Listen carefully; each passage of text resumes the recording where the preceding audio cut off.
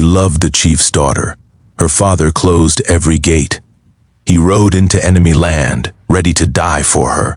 Subscribe to Wild Sky Stories. Turn on the bell icon so you can do not miss any new video. The Arizona territory stretched endless and golden beneath a sky so blue it made a man's heart ache just looking at it. Thomas Callahan stood at the edge of his property line, wiping sweat from his brow with a faded bandana, watching the dust devils dance across the valley floor. He was 32 years old, owner of the Broken Arrow Ranch, and lonelier than he had ever admitted to himself or anyone else.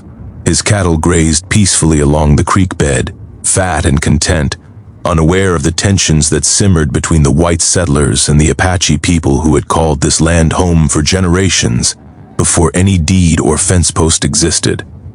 Thomas had always kept himself apart from the hatred that burned in town. He traded fairly with whoever came to his gate, and he judged men by their handshakes, not their bloodlines.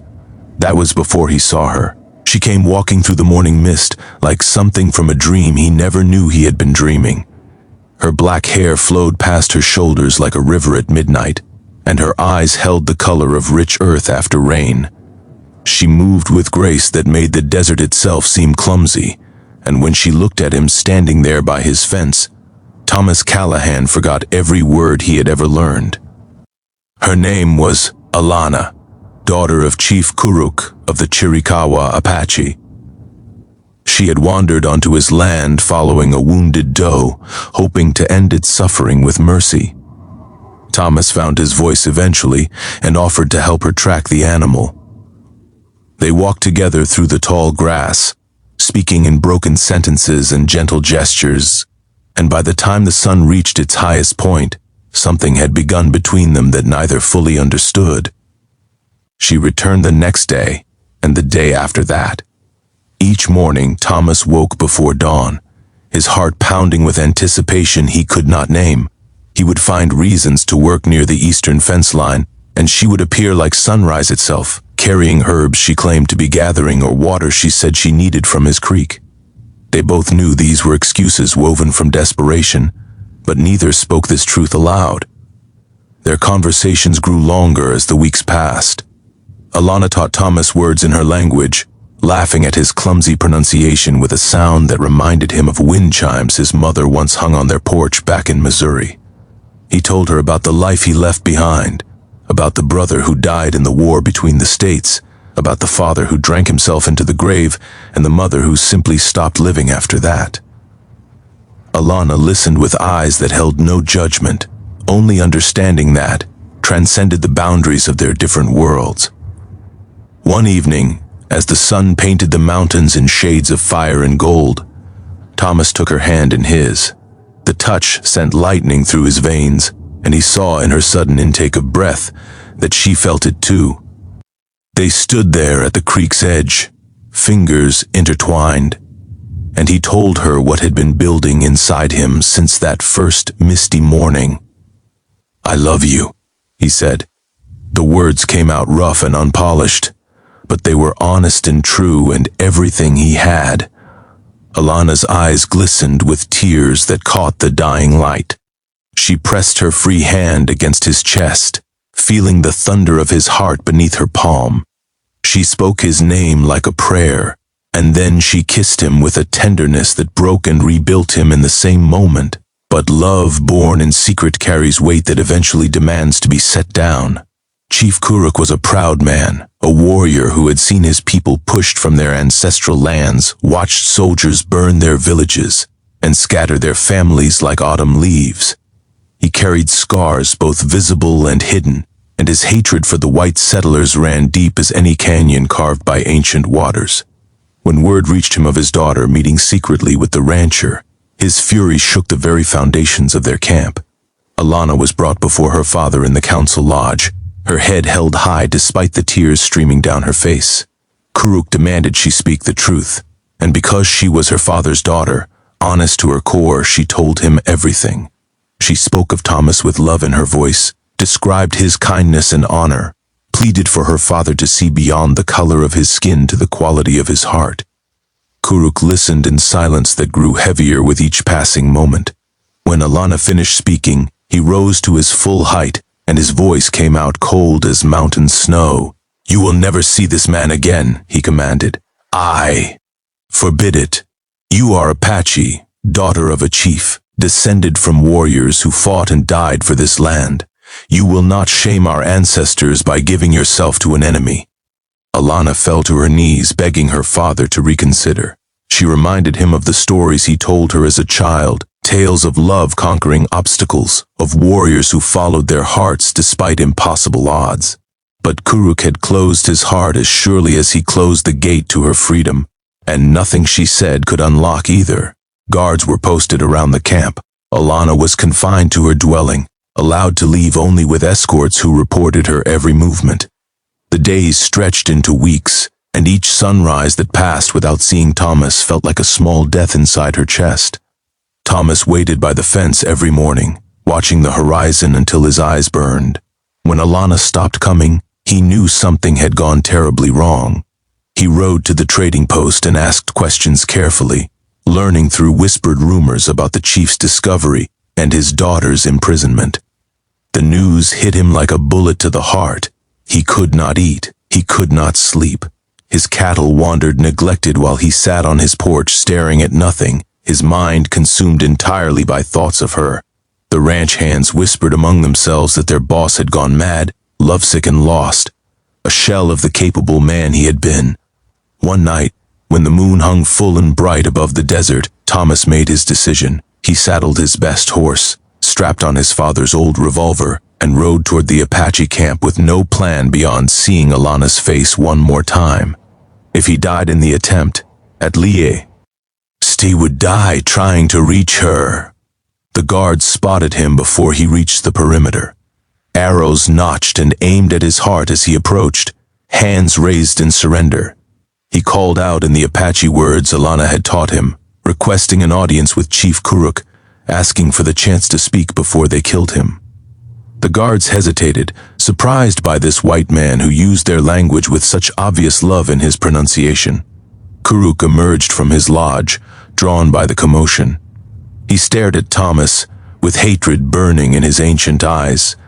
But there was curiosity there too, perhaps respect for the rancher's courage in riding alone into enemy territory.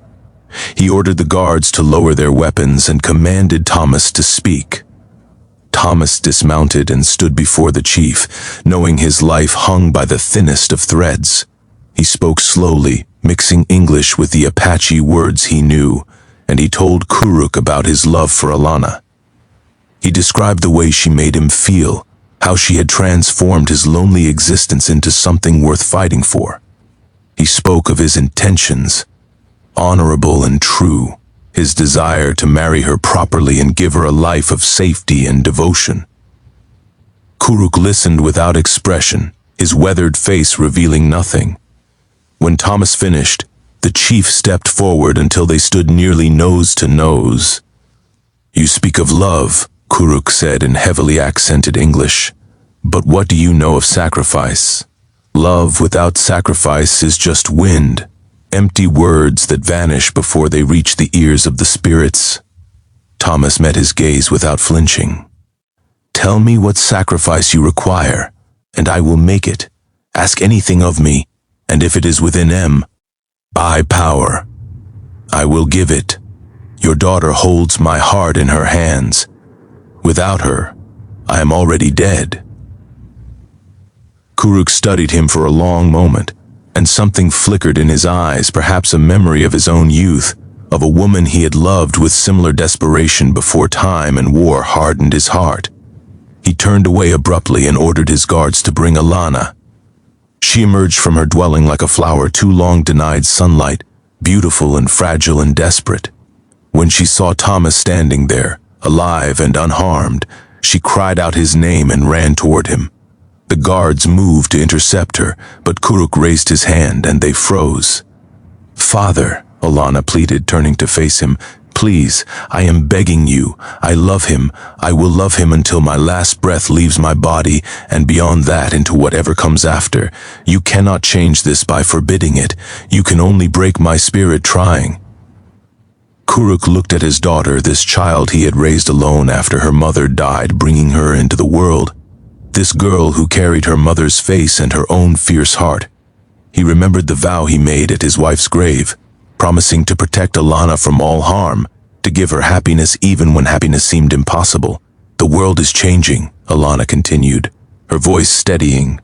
The old ways are dying despite our resistance. But love does not have to die with them. We can build something new, something that honors both of our peoples. Thomas is a good man. He respects our ways. He will learn more. He will teach our children to know both worlds. Thomas stepped forward, placing his hand over his heart. Chief Kuruk, I understand your hesitation. I know the pain my people have.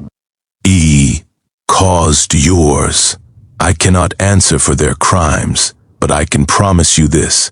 I will spend every day of my life proving worthy of your daughter. I will protect her, cherish her, honor her in all things, and I will never ask her to forget who she is or where she came from. The silence stretched between them, thick and heavy as summer thunderclouds. The entire camp seemed to hold its breath, waiting for the chief's decision. Kuruk looked at his daughter's tear-streaked face, at the way she held the rancher's hand like it was the only thing keeping her anchored to the earth. He remembered his own wife, how she had defied her family to marry him, how their love had burned bright despite all opposition. Finally he spoke. The gate I closed was meant to protect you, daughter, but I see now that it has only imprisoned you. He paused, his voice cracking with emotion he rarely allowed himself to show. I lost your mother too soon. I cannot bear to lose you as well, even if you remain here but become a ghost of who you were. He turned to Thomas, his expression severe but no longer murderous.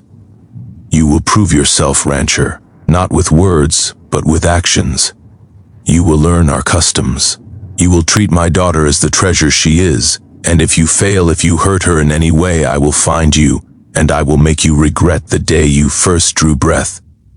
Thomas nodded solemnly. I accept these terms. I will not fail. Kuruk looked at his daughter one last time, and his hardened features softened with love that transcended anger and fear. Go to him then, but remember always that you are Apache. No distance, no change. No man can ever take that from you. Alana threw herself into her father's arms, weeping with gratitude and relief. She whispered words of love in their native tongue, promises to visit often, to bring grandchildren he could teach the old ways. Kuruk held her tightly, this child who had become a woman while he was not watching, and he let his own tears fall for the first time in years. The wedding took place 1 month later, under an oak tree on the Broken Arrow Ranch. Thomas had invited the Apache people, and Kuruk had brought a contingent of elders and warriors. The two cultures stood side by side, awkward and uncertain at first, but gradually warming as food was shared and stories exchanged. Alana wore a dress that blended Apache beadwork with white lace, a symbol of the bridge she was building between two worlds. As Thomas slipped the ring onto her finger, he looked into her eyes and saw his entire future reflected there. He saw children with her midnight hair and his blue eyes. He saw years of hard work and harder love. He saw challenges and triumphs, sorrows and joys, a life full of meaning that he had never dared hope for. Kuruk watched from the edge of the gathering, his arms crossed over his chest, but those who looked closely could see the hint of a smile playing at the corners of his mouth. The gate he had closed was open now, and through it flowed something stronger than hatred, older than division, more enduring than all the violence that had come before. That night, as Thomas and Alana danced slowly under stars that seemed to burn brighter than ever before, she whispered something in his ear. He pulled back, his eyes wide with wonder, and she nodded, her smile radiant with joy. A child, their child, growing already. Inside her, a new life born from love that refused to be denied. Thomas lifted her in his arms and spun her around. laughing with pure happiness. Across the gathering, Kuruk raised his cup of water in silent toast. He did not yet know what he was celebrating, but he felt it somehow, a sense of rightness settling into his old bones. The Arizona territory stretched endless and golden beneath a sky full of stars, but Thomas Callahan no longer noticed its emptiness. His arms were full, his heart was overflowing, and the loneliness that had defined him was just a memory now, fading like morning mist under the rising sun of a new beginning.